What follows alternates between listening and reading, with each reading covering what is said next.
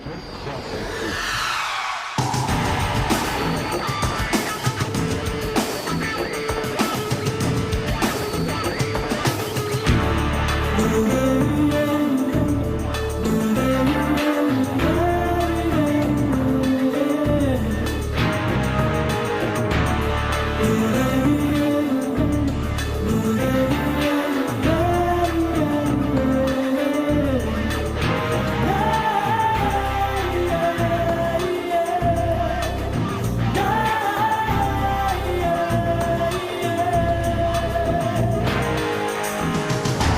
sais la fin, chercher la fin, dans la nuit, oui.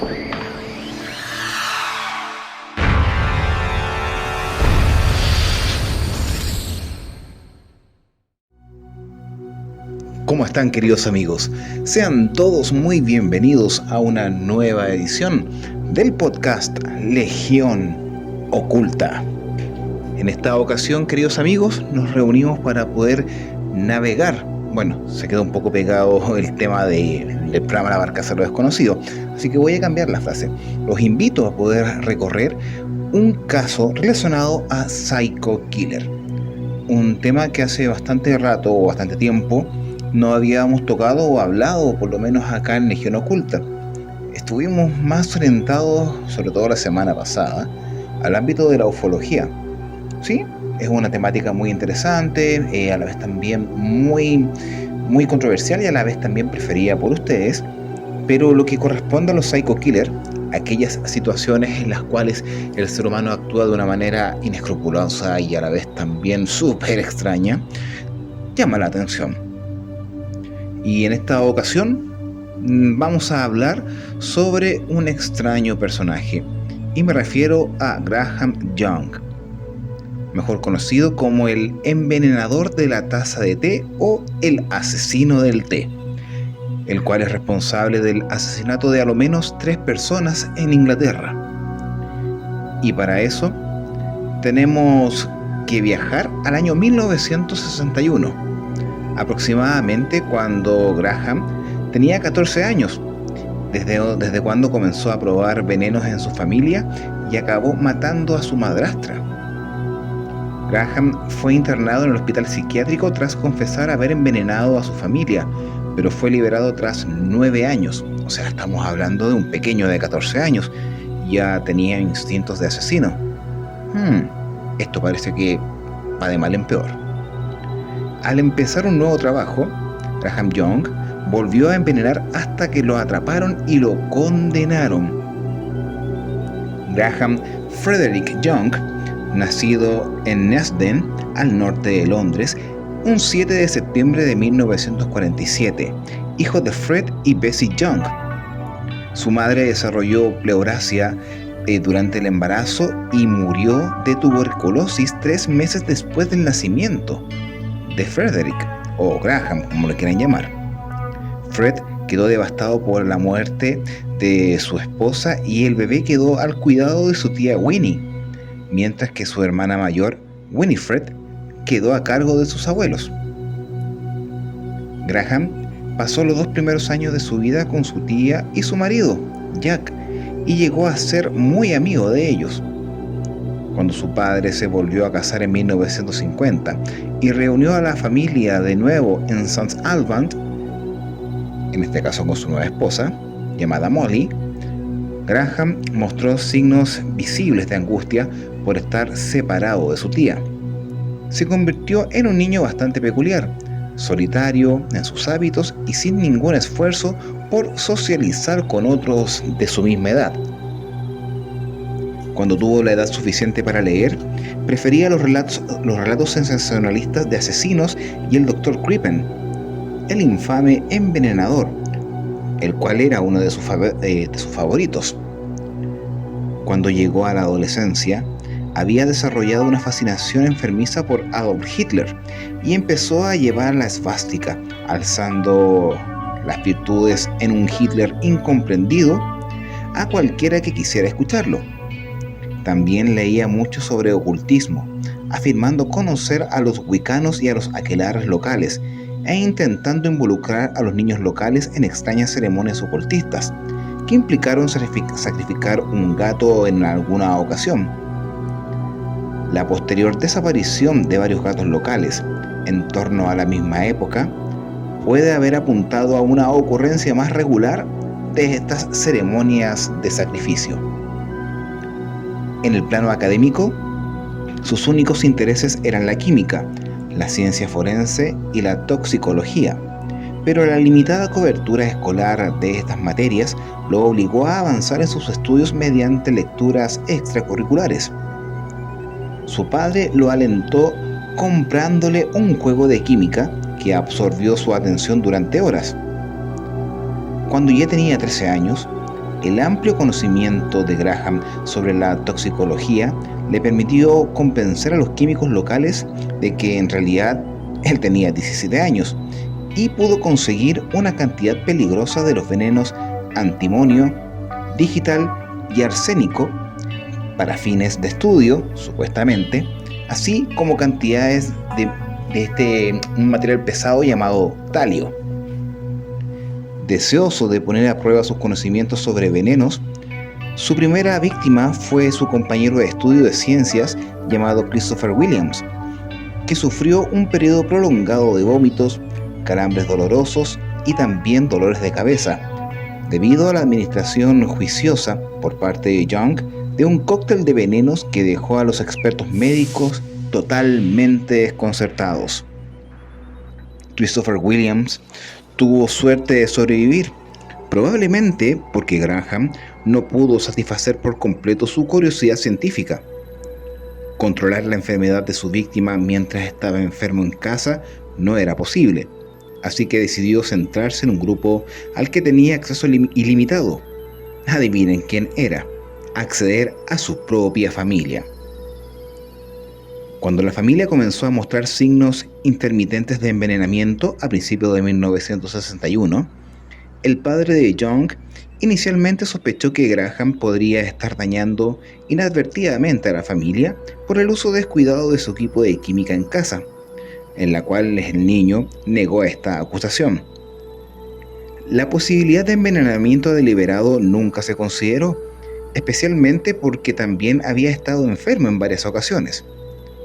No está claro si esto fue a propósito, para poder en este caso, evitar ser detectado, un profundo interés científico en su propia reacción o simplemente un descuido sobre exactamente qué taza de té había envenenado. En realidad, al parecer también se había confundido en qué tazas y quizás la consumió. Cuando los médicos descubrieron que la hermana mayor de Young, Winifred, había sido envenenada con belladona en noviembre del año 61, el padre de Young volvió a sospechar de él, pero no tomó ninguna medida. Molly, la cual es su madrastra, se convirtió en el centro de atención de Graham y poco a poco fue empeorando hasta que finalmente, el 21 de abril de 1962, su marido la encontró retorciéndose de dolor en el jardín trasero de su casa, mientras Graham la observaba fascinado. La llevaron de urgencia al hospital, donde murió aquella misma noche. Se determinó que la causa de su muerte fue un prolapso de su espina dorsal y fue incinerada, como era de esperar para la sugerencia de este malévolo joven, sin que se tomaran las medidas en ese momento. Más tarde se descubrió que había desarrollado tolerancia al antimonio, con el cual Young la estaba envenenando lentamente, y la noche anterior a su muerte cambió al talio para acelerar el proceso. Incluso hubo informes de más ataques de náuseas y vómitos en su funeral. Claramente, la muerte de su madrastra no había embotado la curiosidad científica de Young. Tras la muerte de su madrastra, Molly, los ataques de vómitos y calambres de Fred, su padre, se hicieron más frecuentes y cada vez más graves, y también fue ingresado en el hospital, donde le diagnosticaron envenenamiento por antimonio. Tuvo suerte de haber sobrevivido a los experimentos de su hijo, pero no pudo asumir la responsabilidad de su pequeño hijo, de su ángel. Esa función recayó en el profesor de química de la escuela de Graham, que se puso en contacto con la policía cuando descubrió venenos y abundante material sobre envenenadores en el pupitre de Young. Este joven fue enviado a un psiquiatra de la policía, donde pronto se hizo evidente su conocimiento enciclopédico de los venenos, y fue arrestado el 23 de mayo de 1962. Este admitió haber envenenado a su padre, a su hermana y a su amigo de la escuela, Williams, que no presentaron cargos de asesinato contra él por el caso de su madrastra, ya que se había destruido todas las pruebas en el momento de la cremación. Pero con tan solo 14 años fue internado en el hospital de máxima seguridad de Broadmoor, el recluso más joven desde 1885, por un periodo mínimo de 15 años. El encarcelamiento apenas disminuyó su entusiasmo por la experimentación y en cuestión de semanas, la muerte de un recluso, John Burridge, por envenenamiento con cianuro, dejó a las autoridades de la prisión desconcertadas. Young afirmó haber extraído cianuro de las hojas de arbustos de laurel, pero su confesión no fue tomada en serio y la muerte de Burridge fue registrada como un suicidio. En otras ocasiones, se descubrió que las bebidas del personal y también de los reclusos habían sido manipuladas, incluida la introducción de un compuesto abrasivo de sodio, comúnmente llamado jabón de azúcar, utilizado para preparar paredes pintadas, en una tetera que podría haber causado un envenenamiento masivo de no haberse descubierto. Continuó leyendo mucho sobre este tipo de artimañas para envenenar a la gente, aunque comenzó a mantener su obsesión cada vez más oculta cuando las autoridades dejaron en claro que parecer menos obsesionado aceleraría su liberación. A finales de los años 60, los médicos de Young parecían no darse cuenta de su continua fascinación por la muerte y recomendaron, en junio de 1970, que lo liberaran porque se había curado. Este joven celebró el hecho informando a una enfermera psiquiátrica que tenía la intención de matar a una persona por cada año que hubiese estado en Broadmoor. El comentario quedó registrado en su expediente, pero, sorprendentemente, nunca influyó en la liberación de este joven. Cuando Young fue liberado el 4 de febrero de 1971, ya con 23 años en aquel momento, se alojó en un albergue, pero mantuvo contacto con su hermana Winifred, que se había mudado a Hemel Hempstead después de casarse. A pesar de haber sido envenenada por él, ella fue más indulgente que su padre, quien inicialmente no quería nada con él, literal, pero ella le preocupaba su fijación con sus crímenes. Disfrutaba mucho visitando los lugares de sus crímenes pasados y se alimentaba de la reacción de sus antiguos vecinos de Neathden cuando reconocían quién era. Hizo viajes a Londres, donde se abasteció de antimonio, talio y otros venenos necesarios para sus experimentos, y un compañero de residencia, Trevor Sparkers, de 34 años, no tardó en presentar los calambres y las náuseas habituales asociados a cualquier proximidad con Young. Otro hombre con el que se hizo amigo experimentó tal agonía que se suicidó, aunque en ese momento no se estableció ninguna conexión con Young. Este joven, ya adulto, encontró trabajo como encargado del almacén de John Hatland Laboratories, una empresa de suministros fotográficos en Bovington, en Hertfordshire, donde sus nuevos empleadores sabían de su estancia en Broadmoor, pero no de su historial como envenenador. Puede que tuvieran algunas reservas, dada la facilidad de disponer de venenos como el talio, que se utiliza rutinariamente en los procesos fotográficos, pero en cualquier caso, ya había conseguido sus suministros de veneno de los confiados farmacéuticos de Londres. Por lo tanto, su disposición a preparar té y café para sus compañeros de trabajo no suscitó preocupaciones, y cuando el jefe de Young, Bob Eagle, de 59 años, comenzó a sufrir calambres severos y mareos, se atribuyó a un virus conocido localmente como el virus de Bovington, que había afectado a varios escolares locales. Otros trabajadores de Handland se quejaron de calambres similares, pero ninguno fue tan severo como el de Eagle, quien, curiosamente, parecía recuperarse cuando estaba de baja por enfermedad, pero inmediatamente se puso más enfermo que nunca cuando regresó a trabajar. Finalmente, fue ingresado en el hospital, donde murió en agonía el 7 de julio de 1971. La causa de su muerte fue registrada como neumonía.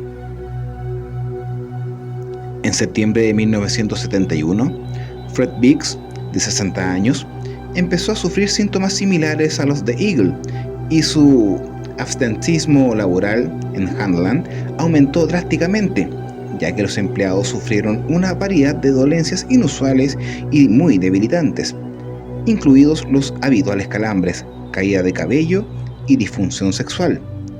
Se bajaron diversas causas, incluida la contaminación del agua, la lluvia radioactiva y la fuga de los productos químicos utilizados en la propia empresa, pero no se hizo ningún progreso real para encontrar la causa. Biggs fue finalmente ingresado en el Hospital de Enfermedades Nerviosas de Londres, pero tardó mucho en morir, lo que frustró un poco a Young, que dejó constancia de su desagrado en un diario. Finalmente, falleció el 19 de noviembre de 1971 entre insoportables dolores. Esta segunda muerte generó gran preocupación a la empresa. En ese momento, unos 70 empleados habían registrado síntomas similares y se temía por la seguridad del personal.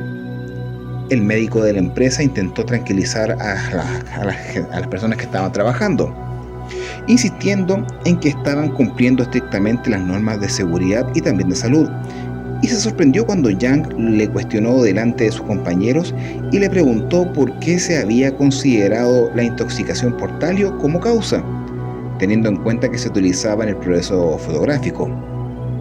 El médico se sorprendió por los profundos conocimientos toxicológicos de Young y lo comunicó a la dirección, que a su vez alertó a la policía.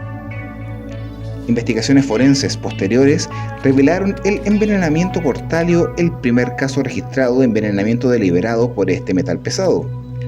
Pronto se descubrió la condena de Young por envenenamiento, así su colección de venenos y sus meticulosos diarios en los que registraba las dosis administradas a las personas y sus reacciones a las dosis a lo largo del tiempo.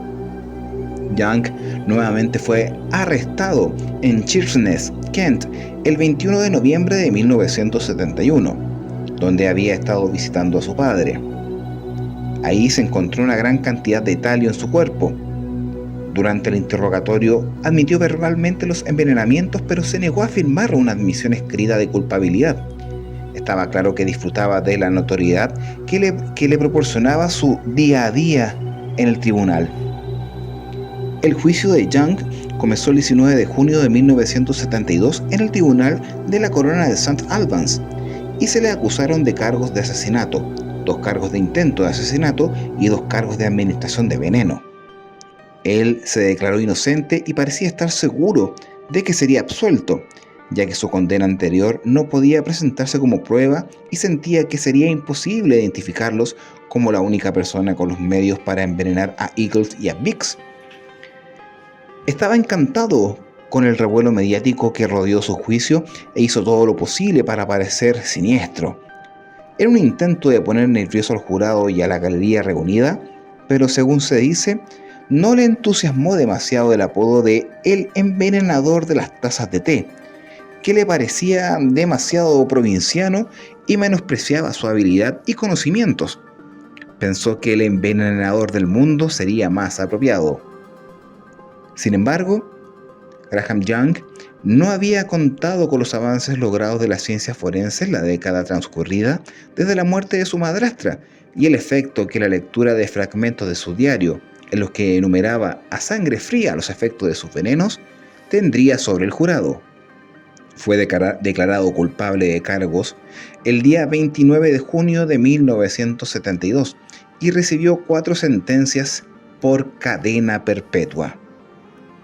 Cuando el jurado fue informado de su condena anterior y de su liberación como paciente mental curado, entre comillas, solo unos meses antes de que ocurrieran los crímenes, recomendaron una revisión urgente de la ley relativa de la venta pública de venenos.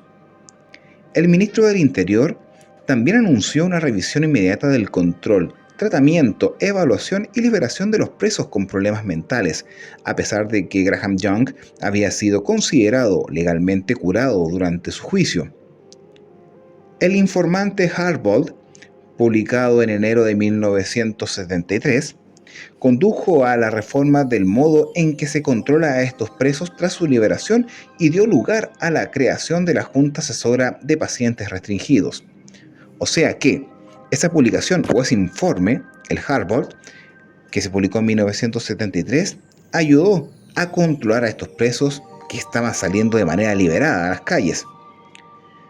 Cuando se le preguntó a Graham Young si tenía algún remordimiento por sus sádicos asesinatos, se dice que respondió lo siguiente: "Lo que siento es el vacío de mi alma". Young fue encarcelado en la prisión de máxima seguridad de Parkhood, en la isla de Wight, el hogar de los criminales más peligrosos de Gran Bretaña, generalmente reservados para aquellos con problemas mentales severos a graves. Allí se hizo amigo de Murderers, Ian Brady, quien se enamoró de Young, de 24 años. Aunque la atracción no fue recíproca, Brady describió a Young como genuinamente asexual, excitado solo por el poder, la experimentación clínica, la observación y la muerte. Pasaron muchos años juntos, o mucho tiempo juntos, yo creo que eso no es mucho mejor tiempo juntos, jugando al ajedrez y uniéndose por su fascinación por la Alemania nazi. Young lucía regularmente un bigote a lo más estilo de Adolf Hitler. Young se enamoró cuando una figura de cera de él mismo fue añadida a la cámara de los horrores de Madame Tussauds, junto a su héroe de infancia, el Dr. Crippen.